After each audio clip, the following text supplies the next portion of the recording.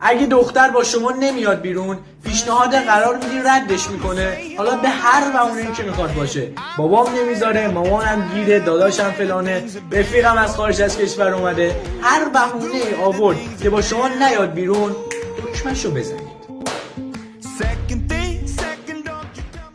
چون خانوم ها اگه جذب پسری شده باشن، یک، خودش پیشنهاد قرار میده، دو، اگه شما پیشنهاد قرار بدی حتما به هر بهونه‌ای قبول میکنه.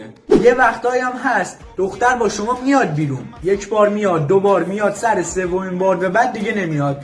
اونجا هم دکمه‌شو بزنید و بعد از اون رو خودتون کار کنید.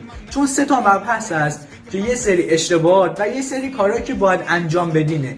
یک، مبحث اول، کارهایی که قبل قرار و اشتباهایی که قبل قرار نباید انجام بدین و باید انجام بدید. دو، بین قرار. سه، آخر قرار. خود من هم قبلا تو قرار گذاشتن ضعیف بودم. روی 3 تا مبحث کار کن، همه چی اوکی میشه. این ویدیو رو لایک کن و نمیخوام اصلا کامنت بذاری.